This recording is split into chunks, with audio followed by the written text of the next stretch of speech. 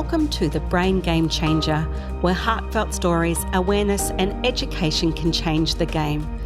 My name is Melissa, and in each episode I talk with inspiring humans and organisations from across the globe who share significant adversities, triumphs after tragedy and those game-changing moments to provide you with some useful tools and resources to take with you into your everyday life.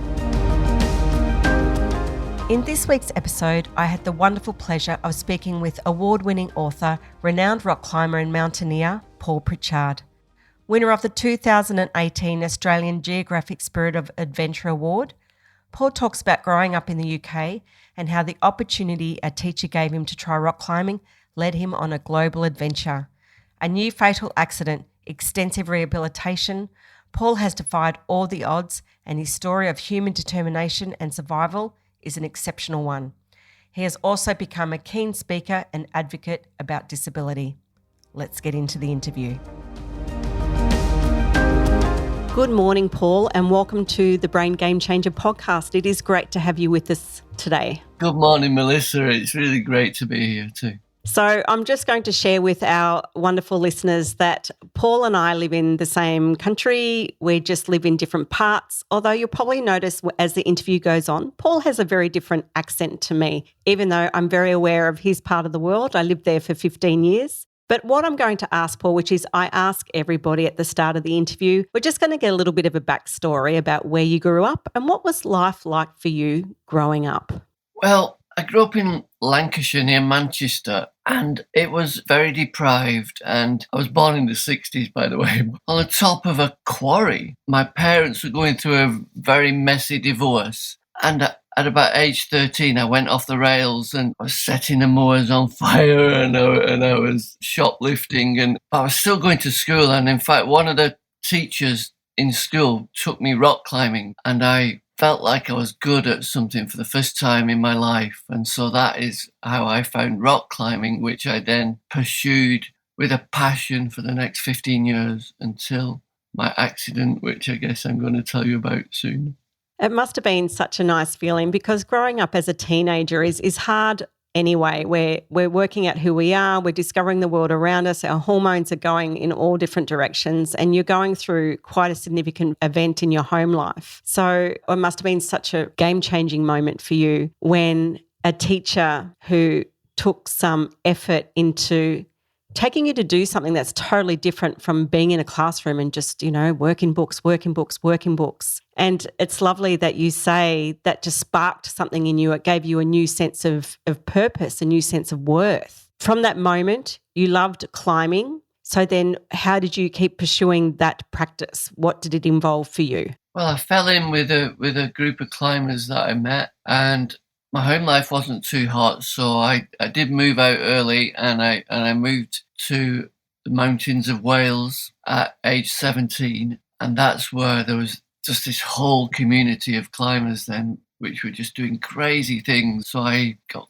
fully involved, and I was pretty much going on 2 mountain trips a year for the next 15 years. Wow, because as you've been described, and I've already said it in the intro, you are one of UK's foremost climbers of the 80s and 90s, and been described as a fierce competitor on the hard routes all around the world. So during this time, what were you also doing to help fund, your passion for climbing? What's great is I'm hearing that you're surrounded by a good group of people, like-minded souls, where you're all sharing the same passion. How were you making ends meet? You moved out of home very young. What was going on then? It was really economically deprived at that time in the UK, probably even more so than now. 4 million people unemployed. And what that meant was that not many people could actually get a job.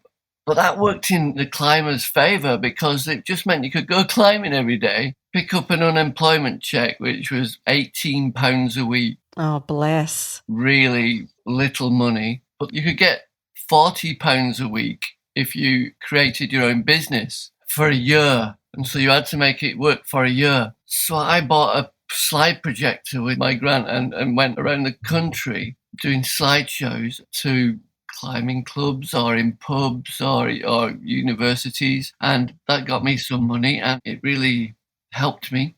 I was also one of these kind of poster boys for ropes and climbing shoes that you see so many of nowadays, but at the time that was quite new.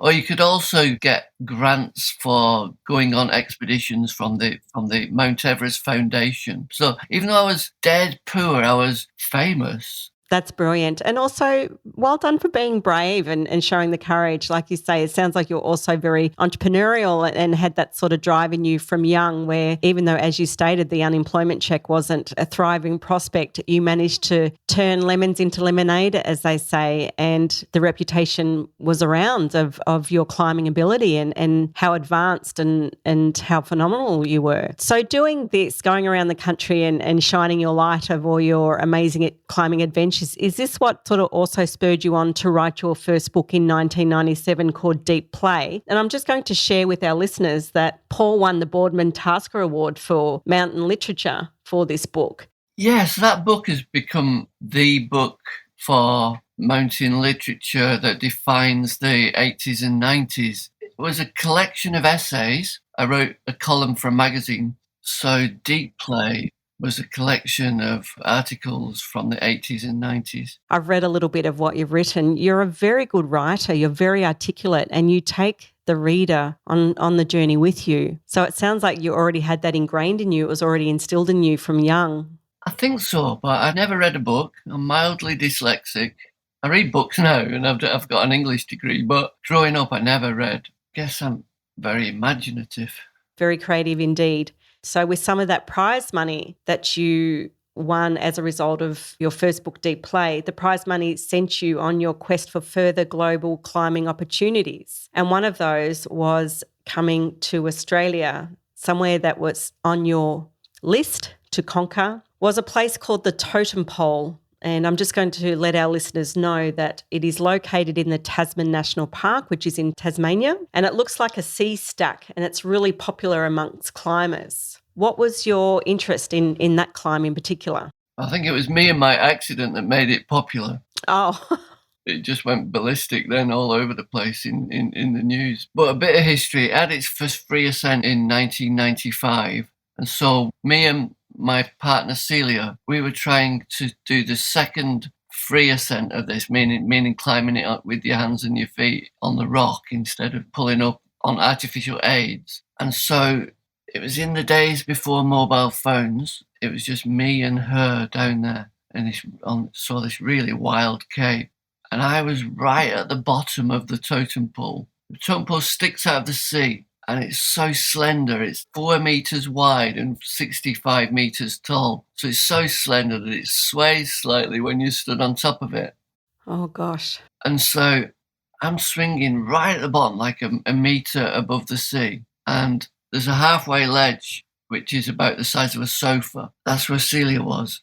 And the rope flicked off this shard of rock that was about the size of a laptop computer. And it fell from 25 meters straight into my head, and I didn't hear it coming at all. So the next thing that I knew, I was hanging upside down, blood pouring into the sea, and Celia was by me. She descended the rope from the ledge and she had to get me upright in a system of slings, put her helmet on me because I wasn't wearing a helmet. Then she had to climb back up the rope to the ledge, and then she had to haul me 30 meters up to this ledge on a 9mm nylon rope. It was an absolutely superhuman effort. I mean, it's gone down now in like the annals of mountaineering cliff rescues because it was such a courageous effort. It took her 3 hours. By the time she got me there, her hands were cut down to the bone. Then she had to make me safe and then leave me. She had to get herself off the totem pole. Then she had to run 6.5 kilometers for help to use the telephone at the campsite. And then 10 hours after I had been hit, the rescue helicopter came and a paramedic called Neil Smith came down to me. He thought that he was in for a simple corpse recovery, judging by the amount of blood on the ledge. Gosh. So when he knew that I was still alive, he knew there was no time to lose. He put a neck brace on me. He clipped me to his harness and he threw me over the edge of the ledge, and we both abseiled back down the wall into a waiting tinny, a little motorboat. that had been co-opted as a lifeboat. But the tinny was going up and down on the swell for 2 meters. So on the upsurge, you had to cut the rope with a knife, and we both fell into the tinny. Quite exciting, really. That's an interesting way to describe it, Paul. Quite exciting. Oh, thank you for allowing me to lean into that moment and share it with our listeners. You know, it just seems surreal. I'm even sitting here talking to you today. Now the boat makes its way back, I gather, to land, and they put you in an ambulance and send you to the hospital. Is that what happens next? Yeah, there's a helicopter waiting on the beach. So straight into the helicopter and flown to the Royal Hobart Hospital. So we're now going to talk about that time in hospital. I believe it's 12 months in hospital. You've received a traumatic brain injury. You got hemiplegia, and I'm just going to explain to our listeners that means that it's a one-sided paralysis. It could be either your left or your right. There's limited mobility, and it can impact many different layers of our physical health, especially our memory and our speech. Can you talk us through some things that you remember during that time? Yeah, well, I was actually in the Royal Hobart for 6 weeks, that's all, because I was only here on holiday, so I had to go back home at some point. I was in a coma for only 5 days. It's an induced coma. And then once I was coming around from the coma, it was like a nightmare. I thought that the nurses were out to kill me, and I didn't know where I was or what was going on. But gradually I got to know that I had a serious accident. And at the end of my 6 weeks in Hobart, I was being able to be put in a wheelchair and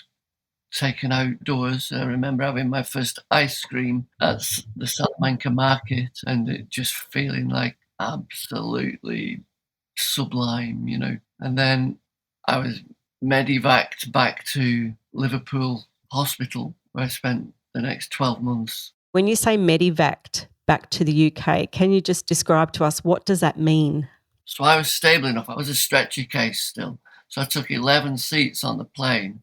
A doctor had to come from, I remember she was from Scotland, to escort me back, and a nurse as well. So it was a really involved operation just to get me back home. And then landed in Manchester, transferred to an ambulance, took me to Liverpool. And that's when the next stage of your rehabilitation started. Thank you for sharing what that journey was like. It sounds like it was quite a process, and also still during a time when your body is incredibly fragile.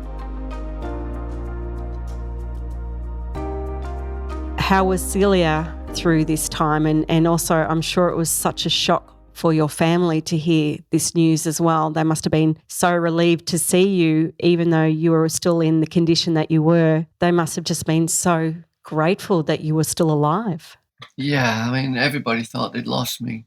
By the end of 6 weeks, when I got home, I mean, I was quite cheerful. So I think it was really, my parents especially were really relieved to see me just basically my old self, or not really my old self, because I was very labile. So I remember laughing when Princess Di died. I would cry at like really happy things. I would laugh at really serious things. But I couldn't help it. And it's what quite a lot of brain injured people do that. In fact, when Celia actually said that she would like the relationship to end, that was 5 months into my hospital stay.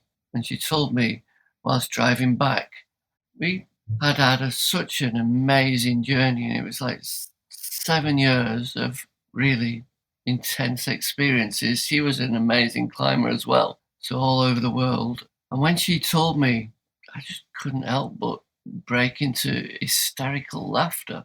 Oh, wow. So you'd been together for 7 years. Yeah. And I know off air you discussed that you're both very much, you know, you loved each other. You were very much in a committed relationship. You shared so many common interests and shared so many monumental climbing experiences together. And then she decides it's too much and she's going to end the relationship. And then you break out into a hysteria. Yeah. I was telling you, wasn't I, that 80% of relationships don't survive brain injury because it's just bonkers what goes on. And I think that I was always the strong one in the relationship. I mean, she's like massively strong as well, but there was this dynamic like there is in any relationship. And suddenly I was reduced to a baby for all intents and purposes. I couldn't feed myself, couldn't walk, I couldn't talk. I like to say that I couldn't talk for 9 months, but that's not strictly true. I couldn't talk at all for about 4 months, and then words started coming back. I always could think words, but I couldn't get them out. What you're hearing now is me 25 years later. Still can't. I'm still not quite fluent. It's quite phenomenal where you are now. And I know in that moment you describe that when your relationship ended, I mean, you reacted in the moment of how you were and where you're at the time. Did it sort of hit you later that relationship had ended, and was it then that you may have felt some sadness or the reality of it ending? Even then, I mean, probably the same day I was crying. It's just the emotions go all haywire. Yeah. I'm sorry to hear that happened, but I also know that as we talk more into the interview, we're going to talk about an amazing person you have met. But during this time of your recovery, which is quite intensive, as you've described, you're in hospital for 12 months, is this when you also got the inspiration and the drive? You wrote your second book called Totem Pole, and it's a narrative about your personal journey through this experience and through having hemiplegia and, the totem pole itself and that journey, which also won the previous prizes that we mentioned for your first book, as well as the Banff Mountain Book Festival, and had been translated into 4 languages. How did that spark come about while you're in rehabilitation and working out what your life is going to look like? And then you think, okay, well, I'll just write another book. I thought that my climbing career had ended, but because I just won these awards for deep play just kind of the year before, I realised that I was good at writing and I seemed to be just as intelligent as I ever was, even though I was a basket case for all intents and purposes. So I borrowed a laptop off my friend and I started typing with one finger on my left hand, my non-dominant hand. I mean, it was either that or just go down to the day room and watch reruns of The Bold and the Beautiful for a year. I just started writing, and at the end of my stay in hospital, I got a manuscript. What a journey, what a process. And do you feel like that also played a part in your recovery? Did it help sort of motivate you? Did it help you keep encouraged? Very much so, on 2 levels. First of all, the OTs really encouraged me to start writing, because the actual fact of putting words down and playing with words, it's like physio for your brain. But more than that, I think revisiting that trauma on a daily basis really helped me not to be bitter about my accident or help me accept what had happened to me quite quickly, I think. I would agree with you. I didn't go down the route of why me, why did this happen to me? I went down the route of shock and confusion and, couldn't believe it, but I didn't go down that route. And I would say quite early on, I also accepted and surrendered that this had happened to me. I think at times it was probably harder explaining it to people around you. Well, look at you. It was only last year. You're doing the podcast now. It's amazing. Thank you. That means a lot. I'm still on my journey in other ways, but thank you. That means so much. And what this podcast has done has created opportunities where I get to meet amazing and inspiring humans like yourself. I'm also just going to share with our listeners, there's a little bit of a 6 degrees of separation in meeting Paul. So I lived in the UK. I got there in the late 90s and was there for 15 years. But before I went over, I was also introduced to climbing. I don't climb as much now. I would like to. But yeah, in the early to mid 90s, I did my best to be a climber. I was nowhere near Paul's capacity, but I loved it. I loved the feeling of it. I got to go climb at a few pretty awesome places here in Victoria, Australia, one in the Grampians, one called the Arapiles. And then when I also moved, I had a brief stint of staying in Liverpool as well. And I met sort of a friend of Paul's from many years ago. And when I started this podcast, I reached out to Mike and we were having a conversation. He said, Melissa, I think I know someone who I think would be really inspiring for your podcast. And that's when he talked about Paul, especially because Mike was someone I used to also go climbing with. We used to go to some climbing walls in the UK. So I really have much gratitude for these moments. You might have been in Liverpool when I was in Liverpool in hospital then. It's possible. I was there in 99 in Liverpool. I spent the whole year of 98 in Liverpool. Wow. So yeah, you were there the year before. Talk about the synchronicities and the journey of life and where we walk. So I know exactly where you were and I know exactly where you spent a lot of time. As I've stated, you wrote your second book, you won awards, but you also wrote a third book. which was 5 years later, called The Longest Climb, again winning more awards. Can you talk to us about what that book's about? Well, the totem pole ended on a beach in Tasmania where the BBC flew me back. It was actually on my 1-year anniversary. Wow. So suddenly I'm like overlooking the totem pole, watching somebody climb it and recording my thoughts into my dictaphone. So that is where that book ended, but that's not where my recovery stopped. So 5 years later, which is 7 years after my accident, I climbed Kilimanjaro. That's phenomenal. Well done. To do that, I had to go on this journey where I would climb 1,000 meters higher each time I went away. And I started off by hill walking up tiny little hills in Wales, and then I found myself on top of Kilimanjaro. But that's where that book ends, sat on top of Kilimanjaro, and that's really where I felt like my recovery had ended as much as it could, you know. And now I have done a lot more. Since then, you sure have. I'm just going to add, first of all, climbing Kilimanjaro is a hard task for any person without any significant TBI or physical, impairments. Since Kilimanjaro, you've also done caving, sea kayaking and river rafting. It seems like you've still got that thirst for life. So when you did go back to see all the staff at the Hobart Hospital, I'm sure you're in there every day. They almost become your family. Did you stay in contact with anyone when you left the hospital? Well, one of them became my family. I kept in contact so much that I ended up marrying one of my nursing team in Hobart, and she came back to Wales and lived in Wales and worked at the local hospital. What a beautiful union. And you also went on to have children. Tell us a little bit about your children.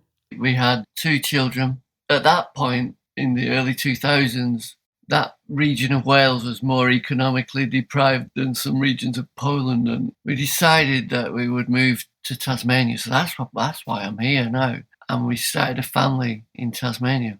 And of course, well, not of course, but that marriage didn't last, but we're still famous friends, and we got two lovely children out of it. I love how through even an end of a marriage, you still have such optimism. And like you say, you have a respectful, co-parenting, wonderful relationship. And I have no doubt your children are thriving as a result. They seem to be. In fact, in 2019, I took my boy, who was 12, to the Himalayas, and he had his 13th birthday on top of a Himalayan mountain. What a way to spend your 13th birthday. How amazing was that? How was the experience for him? Oh, he absolutely loved it. It was a real rite of passage, Yeah. Oh, it would have been. It would have been such a rite of passage. So what year did you go back and decide to conquer the totem pole once and for all? I went back to the totem pole in 2016. I'd been going there every year since coming to Tasmania. I've been going up, taking the walk, which is no mean feat. It's up and down hills out to the Cape, and I would just look at the totem pole. I would just peer at it down in this chasm. But then about 5 years before I climbed it, I started to think, wow, maybe I could actually climb that piece of rock. But, I only have one working arm and one working leg. So I had to develop this kind of one-handed rope climbing technique. And so I practiced that.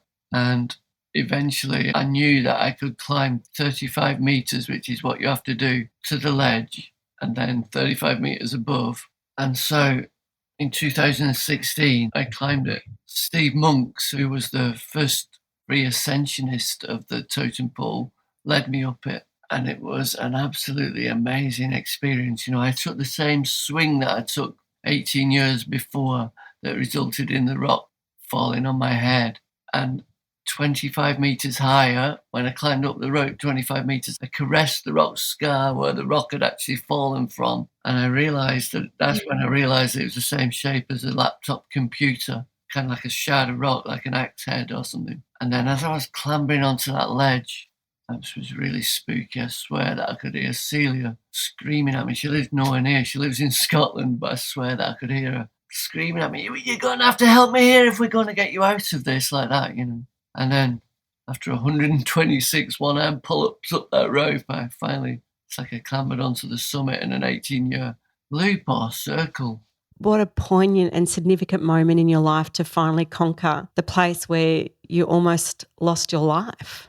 It was a real laying of the ghost, I think. Ever since then, I've been way more confident because I think that having this speaking difficulty, it did mean that I lost a lot of confidence in kind of coming back out in public. But now it's the other person's problem if they don't want to listen to me. It's like, So true, Paul. So true with you. You know, you're being authentically yourself and the right people will embrace it.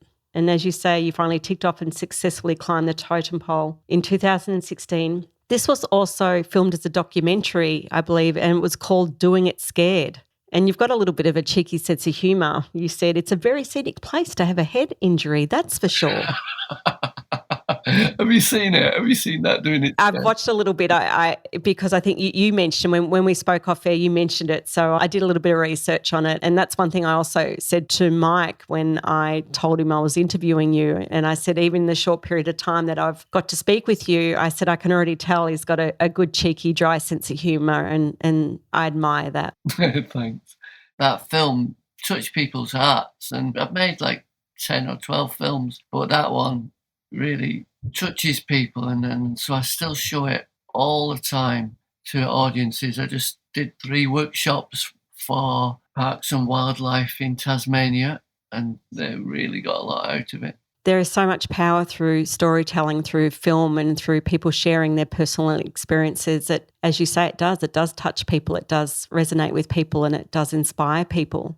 Yeah, it does, doesn't it? One thing that you said in researching you said, if the accident had not happened, I would not have learnt some crucial life lessons. I use them still repeatedly each day of my second radically different life. Can you give us like 1 or 2 of those crucial lessons or the tools that you use on a daily basis?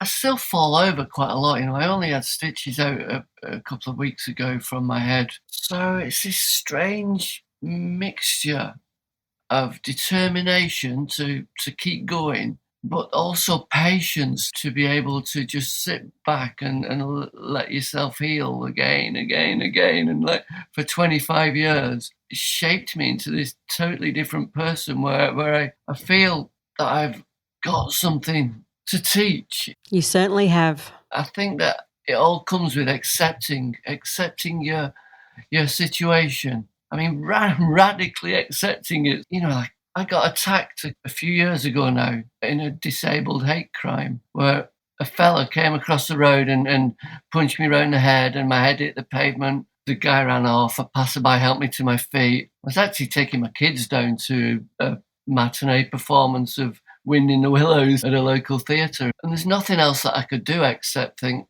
well, that person who hit me was just mistaken.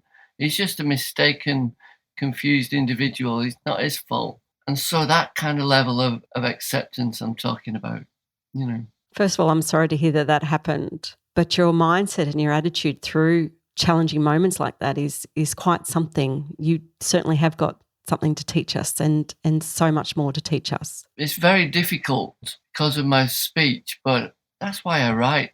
That's why I write this stuff down, because I can write and take my time and I can actually really write well. You can. So as we get into the year of 2022, you've just released your 4th book called The Mountain Path, but you also this year you participated in quite a phenomenal expedition called the Larapinda Trail, where you walked with other people. And this trail is no easy task. It's no easy feat. It's nearly 225 kilometres long. Can you tell us how that came about? I walked it with 3 other people with disabilities.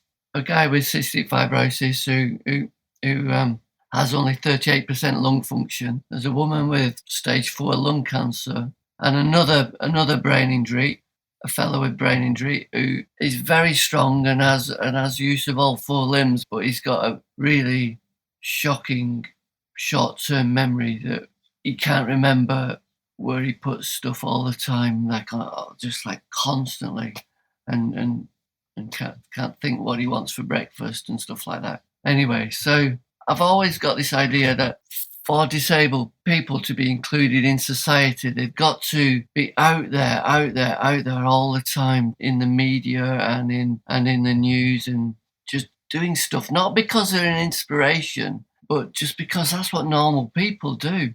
It is appalling, the level of inclusion for people with disabilities in society. But at the same time, the majority of people with disabilities that I know are very, very creative and very, very resilient, and they will be fantastic in any workforce. And so that's what we're doing with this film, is we're effectively fighting for inclusion in society yet again. No truer word said. I think all forms of disability, physical disability, invisible injuries, our life changes, and we're already trying to put in the fight every day, and then we're also up against it in society. And it's great what you're doing to create more awareness and to also say, hey, you know, there are things that we still can do. We still got so much to contribute to the workforce, to society. There is creativity, there's resilience, there's strength, there's empowering others. It's leading by example. There are so many positive qualities that we can show. Yeah, it's all about empowerment, isn't it? It is indeed.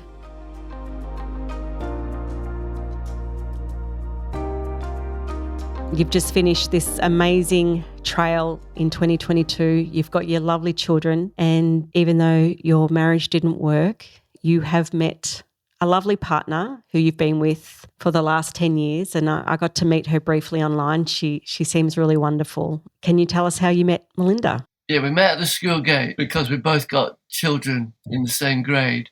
But we knew each other for quite a long time, and then our relationships went belly up. So that's how we got together. I like to say we met at the school gates. You met at the school gates. But that was 10 years ago, and so now we're totally a unit. I'm so happy to hear that after everything you've gone through, you've met somebody who continues to share your journey with you. Thank you. Thanks. No, she's wonderful. Yeah. And she'll hear this too, so you'll get some bonus points. Yeah. I feel like I've climbed. I feel like I've walked this interview with you in just hearing everything you've gone through. Thank you for sharing. Now I'm just going to finish up with one more question, and I ask every person that I interview. So the name of this podcast is called The Brain Game Changer, where heartfelt stories, awareness and education can change the game. If there's one piece of vital information that you want our listeners to take away with them, if there's that golden nugget of advice that you want them to try and take on board, what would it be? When I climbed the totem pole, I couldn't climb it with my hands and my feet like regular climbers do. So I climbed a rope up the totem pole. I think that rope and the 10 people that helped me carry camping equipment and climbing equipment and filming equipment out to the end of the cape, they're symbolic also of the support that people with disabilities need to really live their dreams. And I actually realised this long-held dream because of those people and because of that rope. And I think that with support, all people, not just people with disabilities, but all people are capable of more things, extraordinary things. It's really poignant, and thank you for sharing. Paul, thank you so much for being with us today. Thank you very much, Melissa. It's been an absolute joy to talk to you. You too. Take care. All right. Thank you for listening to this episode, and I hope you found the show really valuable. If you'd like to learn more about the podcast, our guests and the topics we discuss, please head over to our Instagram page at The Brain Game Changer and make sure to subscribe and tick those 5 stars so you never miss an episode. In the meantime, continue embracing those game-changing moments. Have a great week and see you again soon. Take care.